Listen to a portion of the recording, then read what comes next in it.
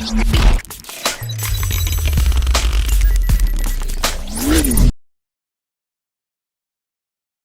the C9 Pro from Samsung, which is indeed a rare 6-inch massive phablet from Samsung, with decent hardware. So Samsung's not particularly interested in producing high-end, massive phablets, with displays over 6 inches. The C9 Pro here seems to be the exception.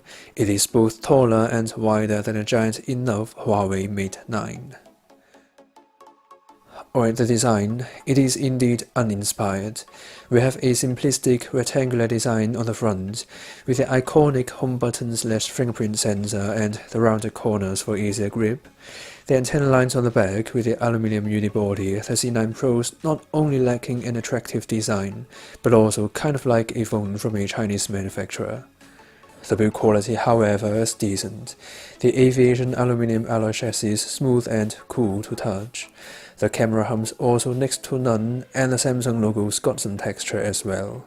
Meanwhile, it packs a 4000 mAh battery, but it's only got 6.9mm of thickness. Impressive. The rounded and slightly curved edges in the meantime make it much more comfortable to hold than phones like the OnePlus 3T. The navigation buttons are also completely invisible when the phone's in idle, just like Samsung's flagship offers. Hardware-wise, Samsung's finally put an LED notification light on its mid to high-end model. NFC is also a must.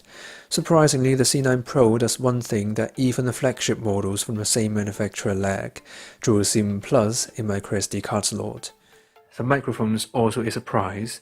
It's got dual channel again, the left channel and the right one. It's crystal clear and the tone is rich. Amazing. The fingerprint sensor is another surprise. It is again putting the S7 in an embarrassing situation. See, a tap. Even if I release it immediately, it knocks in milliseconds. The design is undoubtedly uninspired, but the build quality is more than just satisfying. It is impressive, to be exact. Performance and features. It is kind of a shame that the C9 Pro is running the outdated Android 6.0.1, while we have no idea in the exact date that it will actually receive an Android 7.0 update. It is reported in Q1 2017. We'll see. The user interface, however, is thankfully identical to the S7, so we are getting the full flagship experience with all the Samsung's goodies on this giant phablet, including an essential feature for a 6-incher, one-handed mode. Multi-window that supports plenty of third-party apps are also here. Oh, floating window. Being the first ever Samsung phone to pack 6GB of RAM, real multitasking is what we're expecting. The newly added feature on the Note 7 Secure Folder is definitely a surprise. It actually locks selected files and apps in a separated partition on the drive. So when I say it's got an interface that is identical to the S7, it also means it's got scroll capture capability as well. Another surprise. Oh, and clicking the arrow on the screen capture shortcut, there we have screen recording. Always on display is also here. Customizations not comparable to the S7, but better than nothing. Last but certainly not least, the keep screen turned off option is actually another version of pocket mode, so it keeps your phone out of unexpected touches while it's inside your pocket.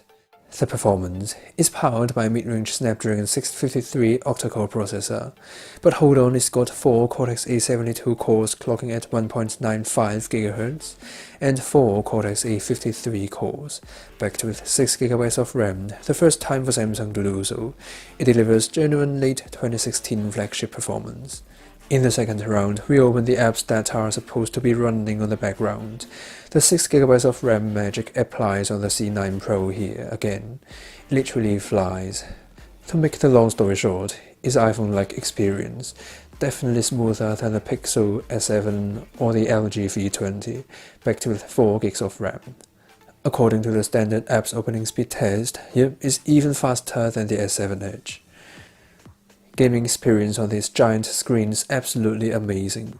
Performance-wise, inside the chassis, we've got a powerful Adreno 510 GPU, driving a 1080p screen. That's why we're getting buttery smooth graphics. Speaking of gaming, here we've got another feature that was exclusive to Samsung's flagships, the gaming center. We can record gameplays that merge your reaction, your beautiful face, and the games themselves. So it's got flagship performance with full set of S7 features. Extraordinary. Here we've come to the camera. It's got a 16 megapixels f1.9 lens on both the front and the back.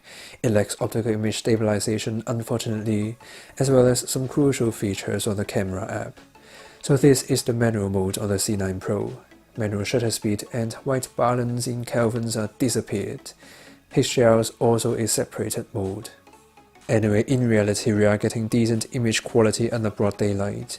We can find a little bit of artifact, but details are crisp and clear.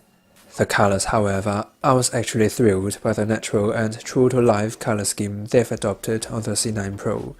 It's nothing unlike the Samsung's flagships, but it's not necessarily a bad move. Having the HDR mode turned on, it handles high dynamic scenes better than I've expected as well.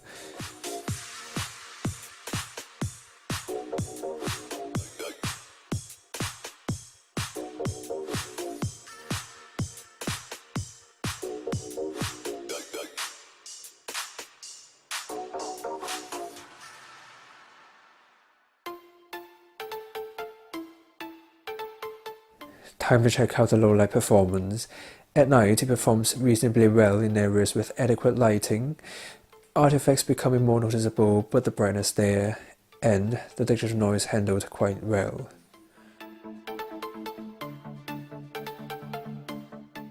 Coming to more challenging scenarios, the C9 Pro performed even worse than some of the flagship killers out there. It lacks all the brightness, sharpness, saturation, also with plenty of digital noise and artifact. You will see the difference between the C9 Pro and the Pixel XL in seconds, without even zooming in. The front camera is also disappointing. Every time I wanted to take a selfie, I found it can't actually focus well. Later, I've found the C9 Pro's locked the focus to a useless focal length, unless you wanted to take selfies that captures only your beautiful face. It's not the end of the story. It lacks any form of video stabilization. Even when I try to hold the phone as stable as I can, the video is just usable. Once I started to walk, the video is simply not usable at all. So it's quite clear Samsung's keeping all her outstanding camera technology exclusive to the flagship models only. Multimedia experience.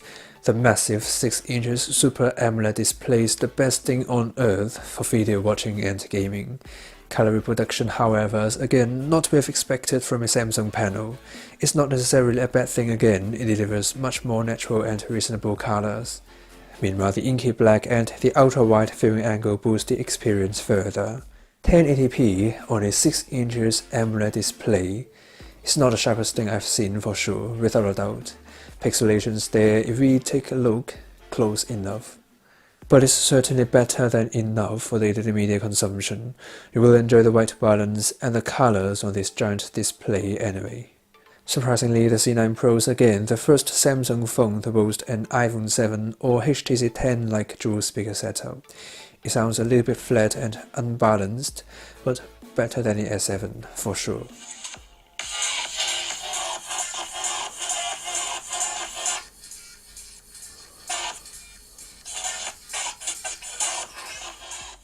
.5mm headphone audio output on the C9 Pro also holds up really well. Audio quality is not the best, but on a par with mainstream flagship, including the S7 and the Pixel. Or the battery, a 1080p Super AMOLED display with a massive 4000 mAh battery. What a nice combination. It's running Android 6.0 unfortunately, but the battery life is already one of the best. While the Snapdragon chipset supports Quick Charge 3.0, you won't be disappointed by the C9 Pro for the battery sector. The Samsung Galaxy C9 Pro. The design is not impressive, but we are getting decent build quality, with flagship performance, flagship user interface, flagship experience and all the features. Also, don't forget the huge battery, the massive display and the dual speaker setup. It is indeed an all-rounder. If you are shooting pictures with your DSLR anyways.